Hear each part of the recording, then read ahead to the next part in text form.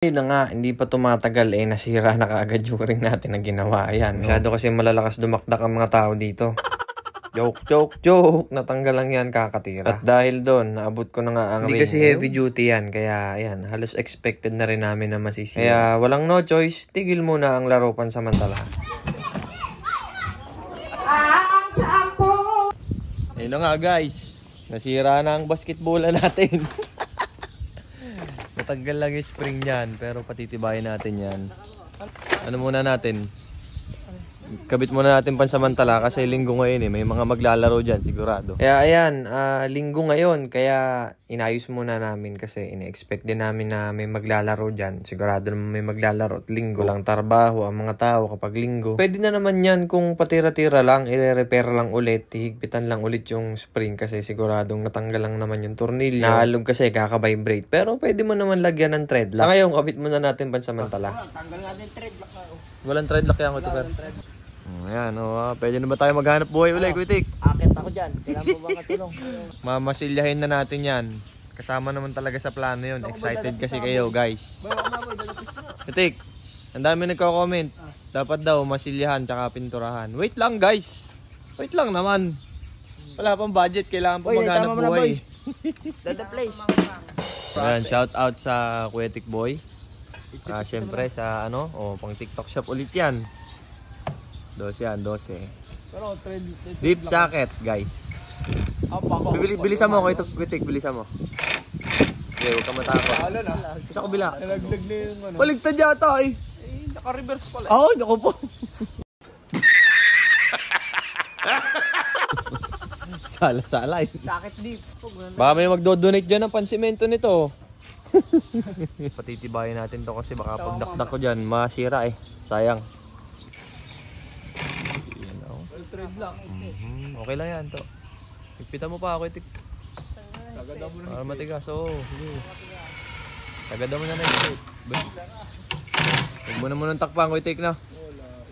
Hindi na muna tatakpan. Hindi na. Kakalagyan din natin bukas. Hindi na, kakalagyan din bukas.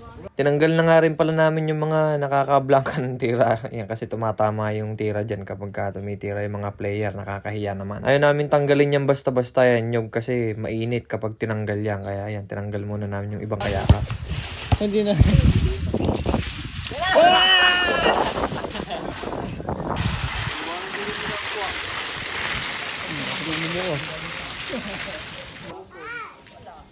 Ayun sa butas.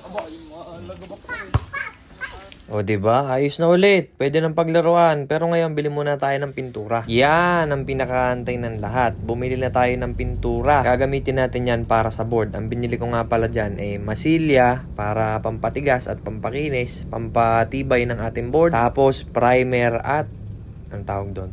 Yung pinakakulay. Depende na lang sa inyo kung anong kulay gusto nyo. Pero yung napili natin, gray ang pinili natin na kulay. May mga tropa nga din pala tayo na nakita dyan. Ayan, nagbigay ako na ng sticker.